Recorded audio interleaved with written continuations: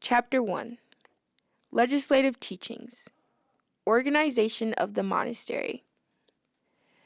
Every monastery is an organization, and all organizations need rules in order to run smoothly. Monastic legislative texts are these rules, and they are intended to guide the community in its corporate life together.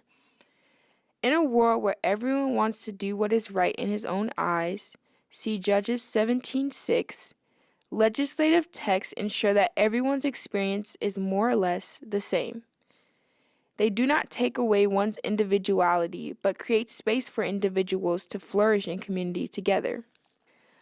Congregational leaders today would do well to institute legislative procedures for their communities so that there is a shared ethos among all members.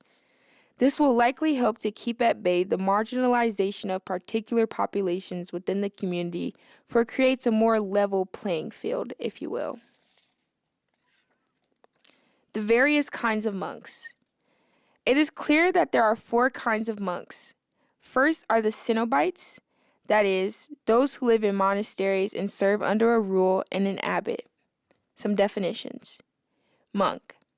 One called to a unique expression of Christian living consisting of prayer, study, and work, often in community with other monks in a monastery. Rule. The written rule of life which organizes the community, describes each person's role, and establishes codes of conduct within the monastery. Abbot. The leader of the monastery. Abbot comes from the Greek word Abba, that means father. The second kind are the anchorites, that is, hermits. No longer in the first fervor of their way of life, they have undergone long testing in the monastery. They have been trained to fight against the devil through the help and training of many others. And well armed, they go forth from the battle line held by their brothers to the solitary combat of the desert. Now able to fight safely without the support of another, single-handed against the vices of flesh and thoughts with God's help.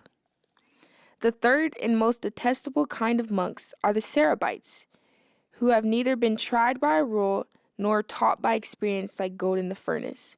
Proverbs 27:21. Instead, they are soft as lead, faithful servants of the world in their works, obviously lying to God by their tonsure. Living in 2s or 3s, or even singly without a shepherd, they enclose themselves not in the Lord's sheepfolds, but in their own. Their law consists in their own willful desires. Whatever they think fit or choose to do, that they call holy, and what they dislike, that they regard as unlawful. The fourth kind are the monks called gyrovague, whose whole lives are spent in province after province, spending 3 or 4 days in monastery after monastery as guests, always wandering and never stable, slaves of self-will and the attractions of gluttony. In all things they are worse than the Cerebites. Concerning all of these in their most miserable way of life, it is better to remain silent than to speak. Leaving them then, let us proceed with God's help to make provision for the Cenobites, the strong kind of monks. Whether all should receive necessary things equally.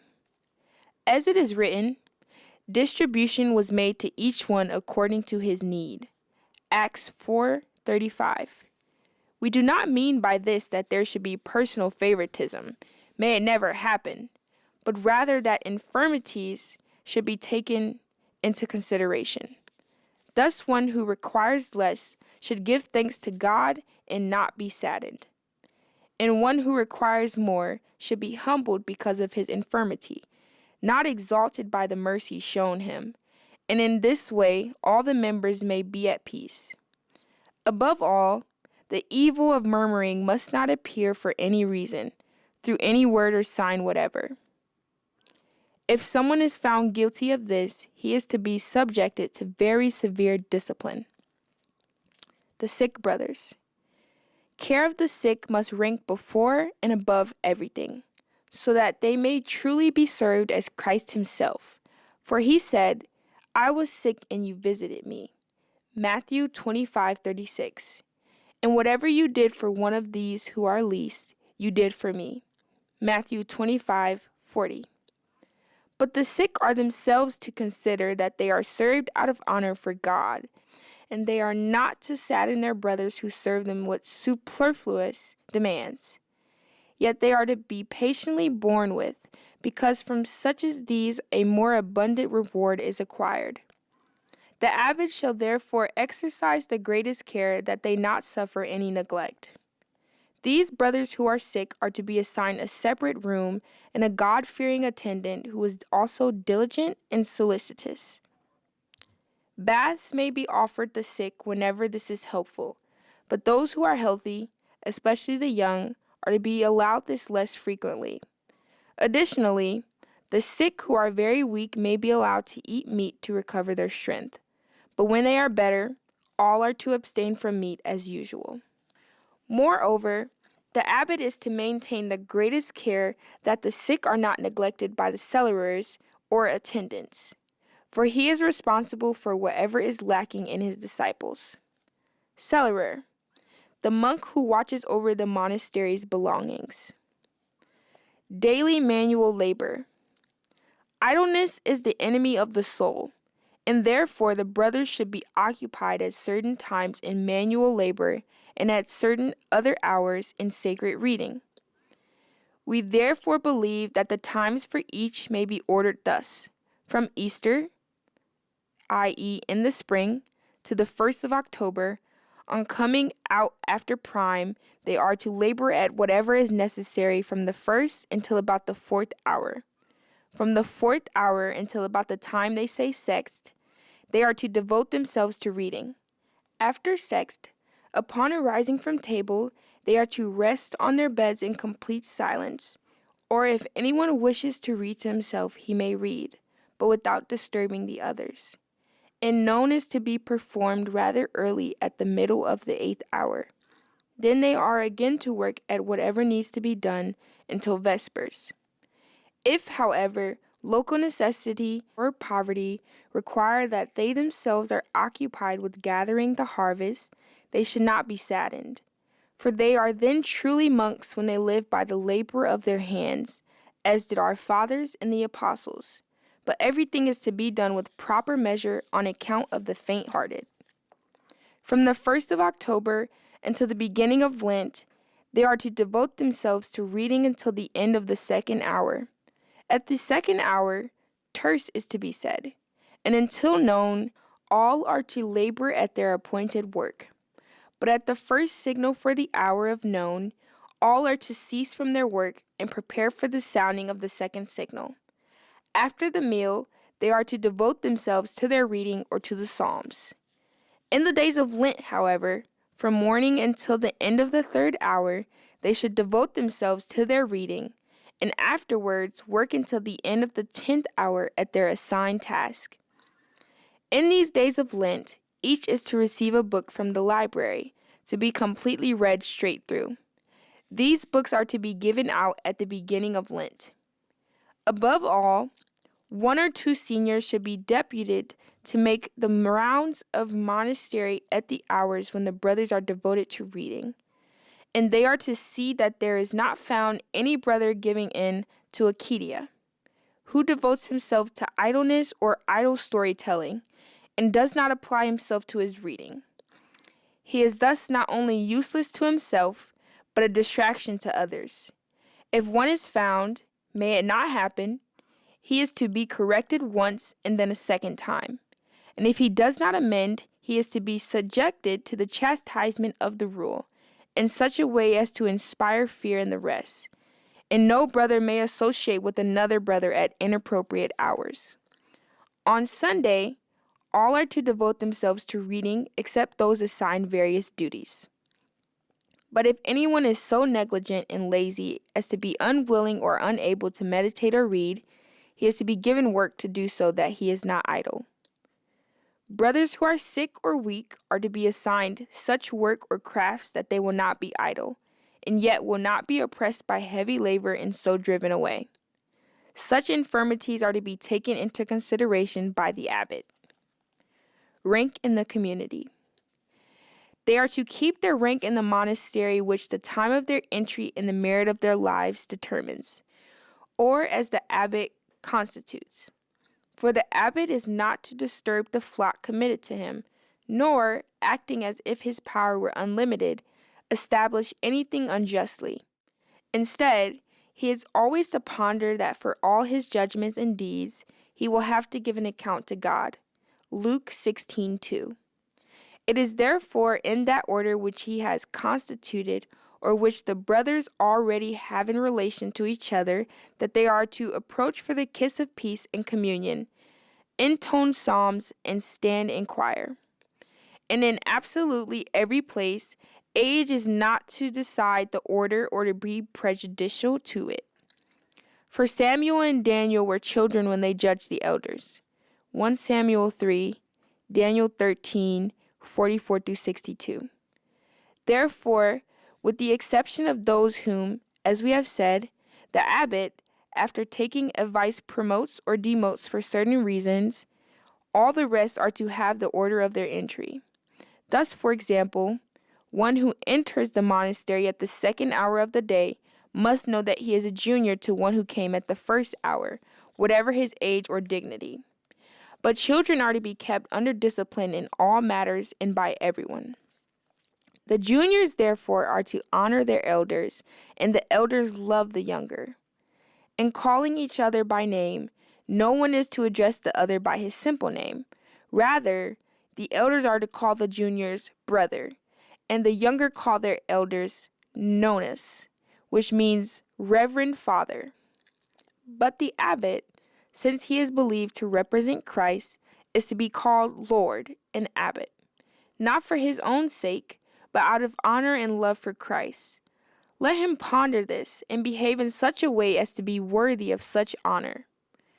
Wherever the brothers meet one another, the junior is to ask a blessing of the elder.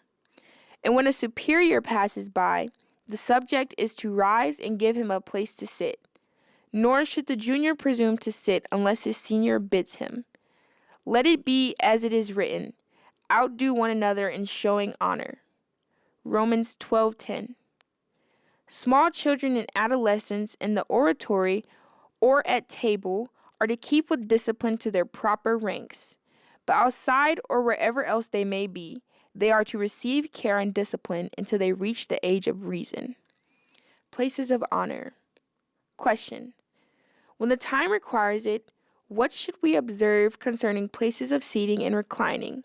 Matthew 23:6, Luke 14:7 through 8. Response.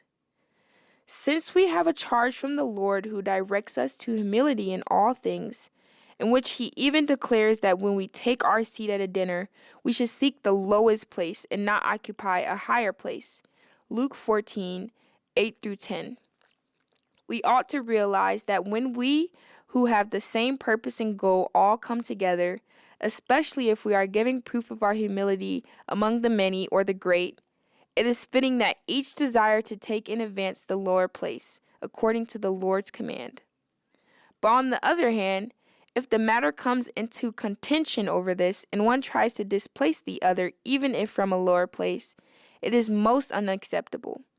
For an occasion of turbulence and disquiet arises from this, and if no one begins to yield to the other, and if they are stirred to fight over it, they will be just like those who fight over the first seats. Wherefore we ought carefully to consider and follow what is fitting for each of us in this matter, and assuredly yield to him who is entrusted with the responsibility of hospitality, and also keep order and comply with him in other matters, as well as the order of seating, that the saying may be fulfilled in us, let all you do be done decently and in order. 1 Corinthians 14:40. Serving sick brothers. Question. In what disposition ought we to serve the sick brothers? Response. As offering our service to the Lord himself, who said, when you did it to the least of these, my brothers, you did it to me. Matthew 25:40. Yet it helps us to preserve such a disposition in our ministry. If those who receive services from us are such to whom service is deservedly offered, so those who preside ought to take care that to whom service is done are not such as indulge the flesh and the stomach, but instead are found proven in the love of God and Christ Jesus as those who through their own patience and the merit of their life deserve the services of their brothers, whereby they are a boast for Christ and a reproach to the devil, as was holy Job. Care for tools and utensils. Question: how must workers care for the tools or utensils they use for work?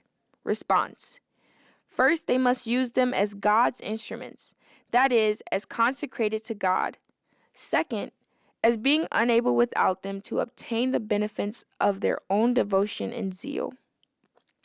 Ability to perform assigned duties. Question: when someone serves in the kitchen on his own day, but works beyond his strength, so that he is hindered and unable to perform his own work for days afterward, should we assign him such an office? Response: we already said above that the one entrusted with the arrangement of tasks and the one who presides ought to note carefully the strength and capacity of each, and as each is suited, so also assign the tasks, lest he should hear what is written, those who frame toil by decree. Psalms 93:20. The one obeying, however, must not contradict, for the limit of obedience to be observed is unto death. Philippians 2:8. Discussion questions. How does Benedict's view that some kinds of monks are detestable compare with people and practices today that hinder authentic Christian community? Idleness is a dangerous thing not only for monks, but for Christians today. Compare and contrast how monks and present-day Christians guard themselves against this pitfall.